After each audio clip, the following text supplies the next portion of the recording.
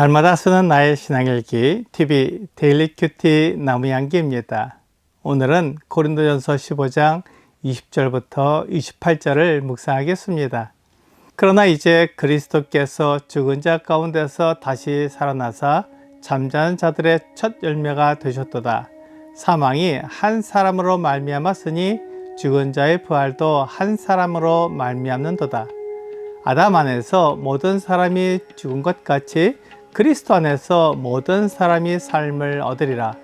그러나 각각 자기 차례대로 되리니 먼저는 첫 열매인 그리스도요, 그 다음에는 그가 강림하실 때 그리스도에게 속한 자요, 그 후에는 마지막이니 그가 모든 통치와 모든 권세와 능력을 멸하시고 나라를 아버지 하나님께 바칠 때라. 그가 모든 원수를 그 발 아래에 둘 때까지 반드시 왕노릇 하시리니 맨 나중에 멸망받을 원수는 사망이니라. 만물을 그의 발 아래에 두셨다 하셨으니 만물을 아래에 둔다 말씀하실 때 만물을 그의 아래에 두시니가 그 중에 들지 아니한 것이 분명하도다. 만물을 그에게 복종하게 하실 때에는 아들 자신도 그때 만물을 자기에게 복종하게 하신 이에게 복종하게 되리니 이는 하나님이 만유의 주로서 만유 안에 계시려 하심이라.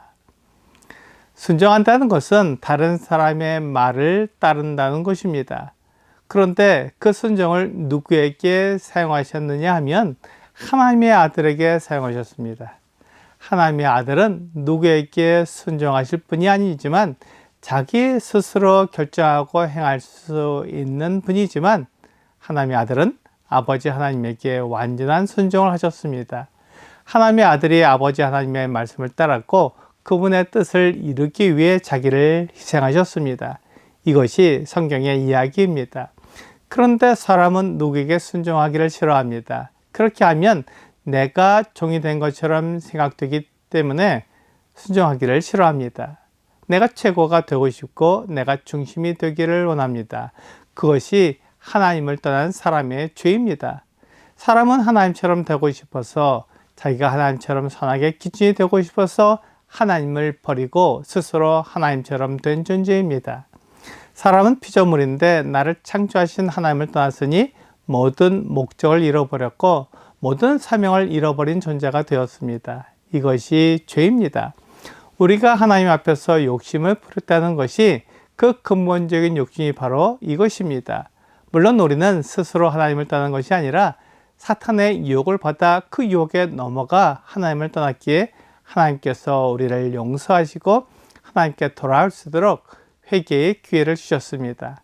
그래서 하나님은 약속하신 대로 하나님의 아들을 구원자로 보내주셨습니다.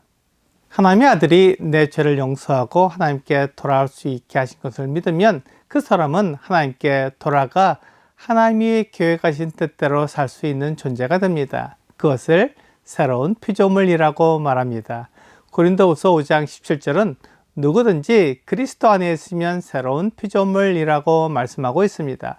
그래서 이전 것은 지나갔고 새 것이 되었다는 것입니다. 이전에 하나님을 떠난 내 육체의 욕심대로 살던 내가 아니라 하나님의 뜻대로 살 수 있는 새로운 피조물이 되었다는 것입니다. 그래서 우리는 영원한 생명을 얻은 자가 되었습니다. 그 증거가 바로 부활입니다. 예수 그리스도께서 죽은 자 가운데 다시 살아나셔서 잠자는 자들의 첫 열매가 되셨습니다. 그리고 그 예수 그리스도를 믿는 사람들도 다시 살아나게 하실 것입니다. 그리스도께서 부활의 첫 열매가 되시고 그 다음에는 그가 강림하실 때 그에게 속한 자가 부활할 것입니다. 주님에게 속한 자의 부활은 보통 세 단계로 구분됩니다. 첫째는 교회의 부활입니다. 교회는 그리스도께서 강림하실 때 부활하게 됩니다. 그래서 공중에서 주님을 영접하여 영원히 주님과 함께 있게 됩니다. 그리고 대환란에서 나오는 성도들이 부활하게 됩니다. 주님께서 강림하신 후에 이 세상에는 7년 동안 환란이 있습니다. 그리고 그 환란에서 순교한 성도들이 부활하게 될 것입니다. 그 다음에는 구약의 성도들이 부활하게 될 것입니다. 그래서 그들이 함께 천년 왕국에 들어가게 될 것입니다. 물론 이것이 미래에 있게 될 일이기 때문에 정확하게 말할 수는 없지만 성경은 이렇게 세 부분으로 나누어 이야기하고 있습니다. 24절은 그 후에는 마지막이니 그가 모든 통치와 모든 권세와 능력을 멸하시고 나라를 아버지 하나님께 바치신다고 말씀하고 있습니다. 천년왕국을 통해 하나님이 이 세상을 다스리는 것을 경험한 사람들은 그리스도께 복종할 것처럼 생각되지만 성령으로 거듭나지 않은 사람은 그리스도의 통치를 받으면서도 그리스도를 따르지 않습니다. 그래서 천년왕국이 끝나고 사탄이 잠깐 놓일 때 그가 천년왕국에서 그리스도의 통치를 받은 사람들을 유혹할 때 그들이 그 유혹에 넘어가 그리스도와 전쟁을 벌이게 됩니다. 결국 그리스도의 통치를 1000년 동안 받았지만 그래서 공의가 무엇인지 알았지만 그들은 그리스도께 복종하지 않고 그리스도와 전쟁을 벌이게 됩니다. 하늘에서 불이 내려와 그들을 태워버리고 그들을 미혹하는 마귀가 불과 유황못에 던져집니다. 그리고 나서 크고 흰 보좌 심판이 있어서 사람들이 자기 행위를 따라 심판을 받고 둘째 사망 곧 불못에 던져지게 됩니다. 그들은 심판의 부활로 나오는 것입니다.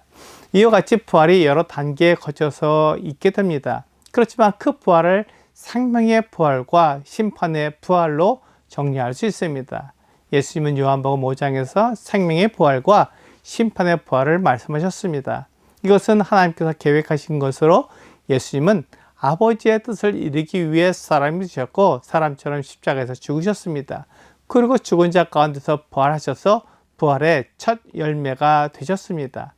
예수님은 부활의 본이 되셨고 사람들이 예수님처럼 부활할 것을 소망하게 되었습니다.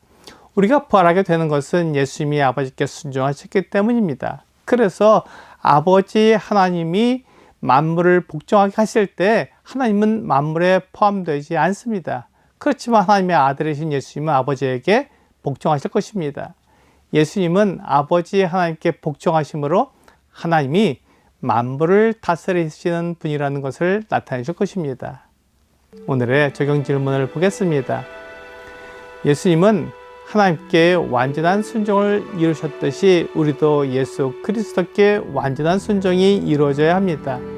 예수님께 완전한 순종을 위해 버려야 할 것을 한 가지만 적어보세요. 하나님의 아들이신 예수께서 아버지의 뜻에 완전히 순종하셨기 때문에 사람을 구원하시는 구원자가 되셨습니다. 하나님이 계획하신 부활이 예수 그리스도 안에서 이루어졌기에 우리도 예수님 안에서 부활할 것을 소망하게 됩니다. 순종이 소망을 만들어냅니다. 오늘 하나님의 아들이신 예수님이 아버지 하나님께 순종하셔서 우리에게 부활의 소망을 주신 것처럼 우리도 하나님의 말씀에 순종하여 하나님의 뜻을 이루는 여러분과 제가 되기를 주 예수님의 이름으로 기도합니다.